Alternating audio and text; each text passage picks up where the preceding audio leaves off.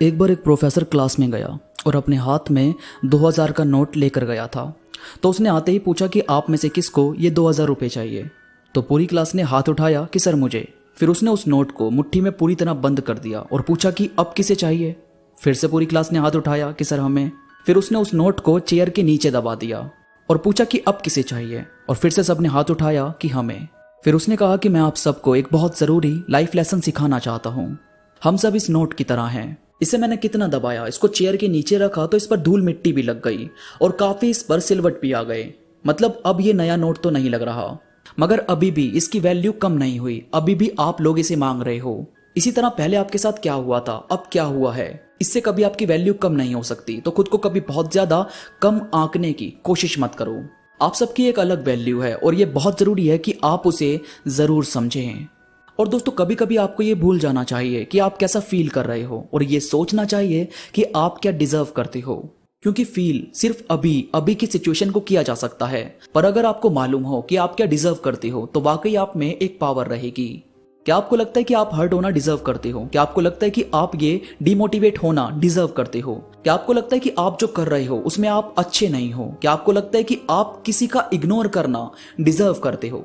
नहीं यार, ऐसा हो ही नहीं सकता कि आप अकेले रहना डिजर्व करें। हम सबको हमारी एक अलग पहचान मिलती है। हमें लोग मिलते हैं जो सिर्फ हमसे प्यार करें। हमारे काम में कामयाबी मिलती है, मगर ये तब मिलती है जब आप वाकई ये डिजर्व करने का सोचते हैं, उस डायरेक्शन में कदम बढ़ाते हैं। और इसके बाद एक और बात कि कई बंदे किसी नफरत में फंसे रहते हैं, किसी जगह होल्ड हो जाते हैं। तो अगर आप उनमें से हो तो मैं आपको बस ये कहना चाहता हूं कि अगर आप किसी से हमेशा सिर्फ नफरत करते हो ना, तो आप उससे वाकई में हार चुके हो।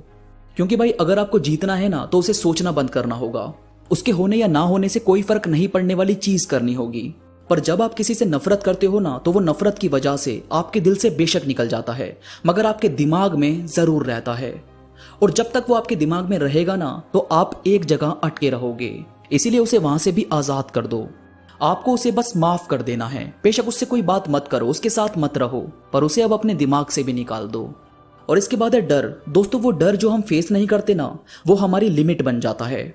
चाहे आपको बचपन में झूले झूलने से डर लगता हो, चाहे साइकिल चलाने से, चाहे बड़े होकर भीड़ वाली जगह में जाने से, चाहे किसी से अपने मन की बातें करने से, यानी ये हर चीज जो हम फेस नहीं करते, ये सब हमारी एक लिमिट बन जाती है।